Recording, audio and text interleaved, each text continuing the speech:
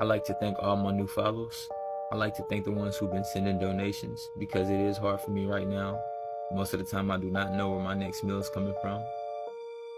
So in general, I have been having a lot of people come to my page. I have been doing it for years. So I guess since I'm building my platform, I'm kind of like this new face stepping on the scene.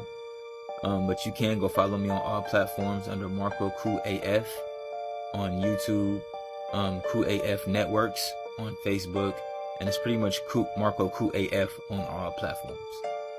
Real quick, if you are new, I like to have my content in somewhat of an order. So if you can, just please go check my previous videos to see what leads up to these talks. Because I just don't hop on a topic without having a connection. Let's get started. In previous videos, I broke down the rainbow and the leprechaun. Once I dig deeper, I come to find out that it's a whole race, and I like to speak on this Hawaiian legend, or this Hawaiian myth, so to speak. Now, legend has it that these entities, or these beings of the MeneHune, were like small dwarf, human-like beings.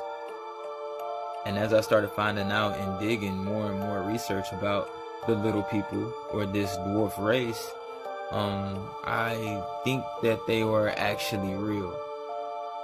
So I wanted to share some things with you. If you can, just read along with me. The MeneHune were promised no one would watch them at work, which was carried out after dark. However, one night, the royal siblings snuck up and watched the thousands of MeneHune at work, only to fall asleep. At sunrise, the MeneHune discovered them and turned them into twin stone pillars that can be seen today in the mountains above the fish pond and erupted by the sun. The MeneHune left 2 gaps in the fish pond wall. Many generations later, the Chinese settlers filled these gaps to raise mullet, but the stonework that closed the gap was far inferior to that the mystical MeneHune. Pause. Another description that has been passed down in local folklore is that the 3 MeneHune of, I'm finna mess these names up, so excuse me, Inahau is a forest on the north side of Helikala, Moloa, and Elu. All the other MeneHune living in Hawaii knew them well because they possessed very unusual powers. Honolulu was actually one of their names, and it's also been stated that these entities have built Alakoko stream or Alakoko pond. They had built ways through as such. So when I really think of all this, I really do think that they were once living beings, if not still are.